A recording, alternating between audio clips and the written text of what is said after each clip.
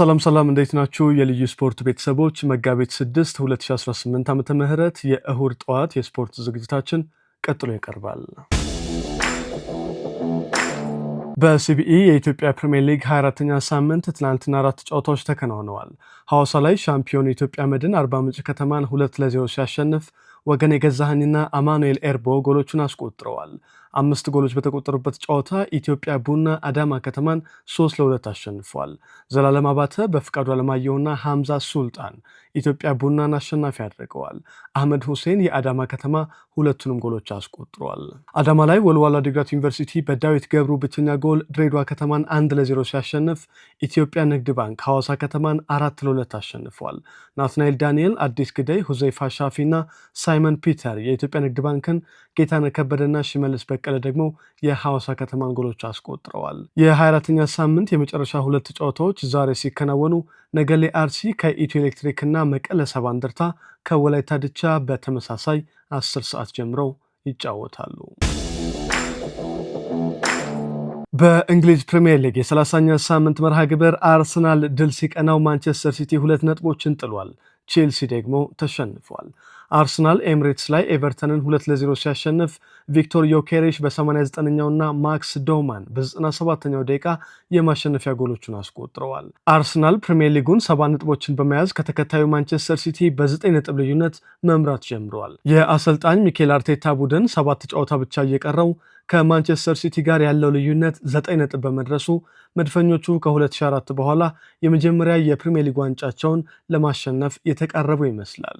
የጨዋታው ኮከብ ተብሎ የተመረጠው ማክስ ዶማን በ16 ዓመት ከ73 ቀናት ጎል በማስቆጠር በእንግሊዝ ፕሪሚየር ሊግ ታሪክ በዕድሜ ትንሹ ተጫዋች በመሆን ክብረ ወሰን አስመዝግቧል። በውድድሩ ታሪክ በትንሽ ዕድሜው ጎል በማስቆጠር ክብረ ወሰኑን ይዞ የነበረው የኤቨርተኑ ጄምስ ቮሃን ሲሆን በ16 ዓመት ከ270 ቀናት እንደ አውሮፓውያን አቆጣጠር በሚያዝያ 2005 ክሪስታል ፓላስ ላይ ጎል አስቆጥሮ ነበር። የአርሰናሉ ግብ ጠባቂ ዴቪድ ራያ በፕሪሚየር ሊጉ 15ኛ ክሊንሺት አስመዝግቧል።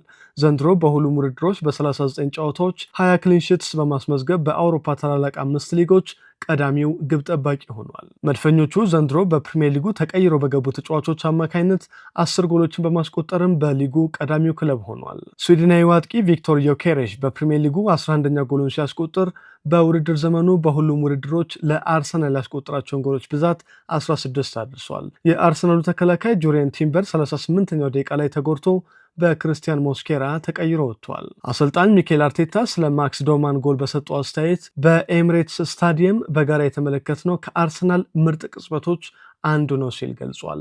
ከፍተኛ ክህሎት ያላቸው በርካታ ተጫዋቾችን አይቻለው፣ ነገር ግን በ16 ዓመታቸው የዶማንን ያህል ጫና መቋቋም የሚችሉት በጣም ጥቂቶች ናቸው በማለት ለታዳጊው እንግሊዛዊ ያለውን አድናቆት አሰልጣኙ ገልጿል። አርሰናል በቀጣይ በአውሮፓ ቻምፒየንስ ሊግ ጥሎ ማለፍ የመልስ ጨዋታ ኤምሬትስ ስታዲየም ላይ ባየር ሌቨርኩሰንን ማክሰኞ ምሽት 5 ሰዓት ያስተናግዳል።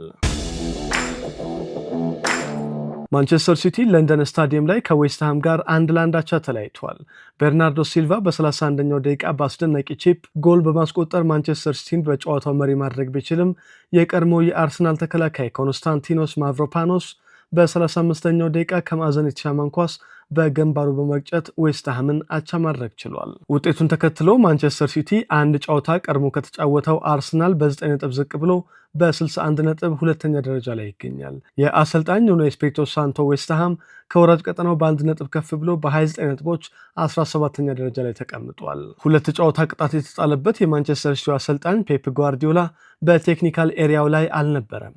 በስፔናዊ አሰልጣኝ ቦታ ፔፕ ሊንደርስ ማንቸስተር ሲቲ መርቷል። አሰልጣኝ ፔፕ ጓርዲዮላ ከጨዋታው በኋላ በሰጡት አስተያየት የዋንጫ ፍክክሩ አላለቀም፣ አንድ ቀሪ ጨዋታ እንዲሁም ከአርሰናል ጋር ወሳኝ ፍልም ያለን፣ እስከ መጨረሻው ለመፎካከር እንሞክራለን፣ የማይቻል ሲሆን ግን የሊጉን ሻምፒዮን እንኳን ደስ አላችሁ እንላለን፣ ሙከራችን ግን ይቀጥላል ብለዋል። ማንቸስተር ሲቲ በመጪው ማክሰኞ በአውሮፓ ቻምፒየንስ ሊግ ጥሎ ማለፍ የመልስ ጨዋታ የ3-0 ሽንፈቱን ለመቀልበስ ሪያል ማድሪድን ኤቲሃድ ስታዲየም ላይ ያስተናግዳል። ቼልሲ ስታንፎርድ ብሪጅ ላይ በኒውካስል ዩናይትድ 1-0 ተሸንፏል። የማግፓይስን የማሸነፊያ ብቸኛ ጎል አንቶኒ ጎርደን በ18ኛው ደቂቃ አስቆጥሯል። ኒውካስል ዩናይትድ በፕሪሚየር ሊጉ ቼልሲን ስታንፎርድ ብሪጅ ላይ ሲያሸንፍ ከ14 ዓመታት በኋላ ለመጀመሪያ ጊዜ ሆኗል። ውጤቱን ተከትሎ ቼልሲ በ48 ነጥቦች አምስተኛ ደረጃ ላይ ይገኛል። ሊቨርፑል ዛሬ ቶተንሃምን ካሸነፈ ነጥቡን 51 በማድረስ የቼልሲን ደረጃ የሚረከብ ይሆናል። ቼልሲ በቀጣይ ማክሰኞ ምሽት በአውሮፓ ቻምፒየንስ ሊግ ጥሎ ማለፍ የመልስ ጨዋታ በፓሪስ ሰን ጀርሜን የደረሰበትን የ5-2 ሽንፈት ለመቀልበስ ስታንፎርድ ብሪጅ ላይ የፓሪሱን ክለብ ያስተናግዳል። በሌሎች ጨዋታዎች ብራይተን ሆቭ አልቢየን በያኩባ ሚንቴ ብቸኛ ጎል ስታዲየም ኦፍ ላይት ላይ ሰንደርላንድን 1-0 ሲያሸንፍ፣ በርንሌይ ከቦርንመዝ 0-0 ተለያይተዋል። ፕሪሚየር ሊጉ ዛሬ ሲቀጥል የቻምፒየንስ ሊግ ቦታን ለማግኘት የተፎካከሩ የሚገኙት ማንቸስተር ዩናይትድ እና አስቶን ቪላ 11 ሰዓት ጀምሮ ኦልድ ትራፎርድ ላይ ይጫወታሉ። ሁለቱ ቡድኖች እኩል 51 ነጥቦች ያላቸው ሲሆን በግብ ክፍያ ተበላልጠው ሶስተኛና አራተኛ ስፍራ ላይ ተቀምጠዋል። በማንቸስተር ዩናይትድ በኩል ሜሰን ማውንት ከጉዳት መመለሱን አሰልጣኝ ማይክል ካሬክ ተናግሯል። በኒውካስሉ ጨዋታ ላይ በጉዳት ተቀይሮ ወጥቶ የነበረው ኖሳይር ማዝራዊ ለጨዋታው ይደርሳል ተብሏል። የመሃል ተከላካዩ ሊሳንድሮ ማርቲኔዝ ግን ከጉዳት ቢያገግምም ለአስቶን ቪላው ጨዋታ እንደማይደርስ ታውቋል። ሊቨርፑል ከቶተንሃም ምሽት 1 ሰዓት ተኩል ጀምሮ አንፊልድ ላይ ይጫወታሉ። በሊቨርፑል በኩል ግብ ጠባቂው አሊሰን ቤከር እና ፌዴሪኮ ኪዬዛ ከጉዳት አገግመው ለጨዋታው ሊደርሱ እንደሚችሉ አሰልጣኙ አርነ ስሎት ተናግረዋል። በቶተንሃም በኩል ሚኪ ቫንደርቬን በቅጣት አይሰለፍም። ክርስቲያን ሮሜሮ እና ዣኦ ፓልሂና ከጭንቅላት ግጭት ቅድመ ጥንቃቄ ጋር በተያያዘ በጨዋታው ላይ ሰለፉ ይችላሉ። አማካዮቹ ዩቬስ ቢሱማ እና ኮኖር ጋላገርም በጉዳትና ህመም መሰለፋቸው አጠራጣሪ ሆኗል። በአዲሱ አሰልጣኝ ኢጎር ቱዶር ስር አራቱንም ጨዋታዎች የተሸነፈው ቶተንሃም አዲስ ጊዜያዊ አሰልጣኝ ለመቅጠር ፍለጋ ላይ መሆኑ እየተነገረ ይገኛል። ክሪስታል ፓላስ ከሊድስ ዩናይትድ እና ኖቲንጋም ፎረስት ከፉልሃም ሌሎች ዛሬ የሚካሄዱ የፕሪሚየር ሊጉ ጨዋታዎች ናቸው። በስፔን ላሊጋ 28ኛ ሳምንት ሪያል ማድሪድ ሳንቲያጎ ቤርናባው ላይ ኤልቼን 4-1 አሸነፈ። አንቶኒዮ ሩዲገር፣ ፌዴ ቫልቬርዴ፣ ዲን ሃውሰን እና አርዳ ጉለር የሎስ ብላንኮን ጎሎች አስቆጥረዋል። የአሰልጣኝ አልቫሮ አርቤሎዋ ቡድን በላሊጋው የደረጃ ሰንጠረዥ ከባርሰሎና በ1 ነጥብ ዝቅ ብሎ በ66 ነጥቦች ሁለተኛ ደረጃ ላይ ይገኛል። አትሌቲኮ ማድሪድ ሄታፌን 1-0 በማሸነፍ ነጥቡን ወደ 57 ከፍ አድርጓል። አርጀንቲናዊው ናሆል ሞሊና በ8ኛው ደቂቃ የሮሂ ብላንኮን የማሸነፊያ ጎል ማስቆጠር ችሏል። የሄታፌው የመሃል ተከላካይ አብደል አብቃር 55ኛው ደቂቃ ላይ በቀጥታ ቀይ ካርድ ከሜዳ ወጥቷል። በሌሎች ጨዋታዎች ዢሮና አትሌቲክ ቢልባኦን 3-0 ሲያሸንፍ፣ ሪያል ኦቬዶ ቫሌንሲያን 1-0 መርታት ችሏል። የስፔን ላሊጋ 26ኛ ሳምንት ጨዋታዎች ዛሬም ቀጥለው ሲከናወኑ ባርሰሎና ከሴቪያ ካምፕ ኑ ስታዲየም ላይ አመሻሽ 12 ሰዓት ከሩብ ጀምሮ ይጫወታሉ። በባርሰሎና በኩል አማካዩ ጋቪ ከ6 ወራት የጉዳት ቆይታ በኋላ ወደ ሜዳ ይመለሳል ተብሏል። ሪያል ማዮርካ ከኤስፓኞል፣ ሪያል ቤቲስ ከሴልታ ቪጎ እና ሪያል ሶሴዳድ ከኦሳሱና ሌሎች ዛሬ የሚከናወኑ የላሊጋው ጨዋታዎች ናቸው። በጣሊያን ሴሪአ ኢንተር ሚላን ከአታላንታ 1-1 አቻ ተለያይተዋል። ለኢንተር ሚላን ፒዮ ኤስፖሲቶ፣ ለአታላንታ ኒኮላ ክሪስቶቪች ጎሎቹን አስቆጥረዋል። በአሰልጣኝ ክርስቲያን ኪቭ የሚመራው ኢንተር ሚላን በሴሪአው ባለፉት 2 ጨዋታዎች ማሸነፍ አልቻለም። በሚላን ደርቢ በኤሲ ሚላን 1-0 ሲሸነፍ፣ ትናንትና ደግሞ 1-1 አቻ ተለያይቷል። ናፖሊ ስታዲዮ ዲየጎ አርማንዶ ማራዶና ላይ ሌቼን ከመመራት ተነስቶ 2-1 አሸንፏል። ራስመስ ሆይሉንድ እና ማቴዮ ፖሊታኖ የናፖሊን ጎሎች አስቆጥረዋል። የአሰልጣኝ አንቶኒዮ ኮንቴ ቡድን ነጥቡን 59 በማድረስ 3ኛ ደረጃውን አስጠብቋል። ከሜዳ ውጪ ኦዲኔሴን የገጠመው ዩቬንቱስ በጀረሚ ቦጋ ብቸኛ ጎል አሸንፏል። የአሰልጣኝ ሉቺያኖ ስፓሌቲ ቡድን ዩቬንቱስ ነጥቡን 53 በማድረስ 4ኛ ደረጃን ከኮሞ ተረክቧል። የሴሪአው ጨዋታዎች ዛሬም ሲቀጥሉ ኮሞ ከሮማ ምሽት 2 ሰዓት ይጫወታሉ። ስታዲዮ ኦሊምፒኮ ላይ ላዚዮ ከኤሲ ሚላን የሚያደርጉት ተጠባቂ ጨዋታ ምሽት 4:45 ይጀምራል። ኤሲ ሚላን ጨዋታውን ካሸነፈ በሴሪአው የደረጃ ሰንጠረዥ ከሊጉ መሪ ኢንተር ሚላን ጋር ያለው ልዩነት ወደ 5 ነጥቦች ዝቅ ማድረግ ይችላል። በጀርመን ቡንደስሊጋ 26ኛ ሳምንት ባየር ሌቨርኩሰን ከባየር ሚኒክ 1-1 ተለያይተዋል። ለሌቨርኩሰን አሌክስ ጋርሲያ፣ ለባየር ሚኒክ ደግሞ ሉዊስ ዲያዝ ጎሎችን አስቆጥረዋል።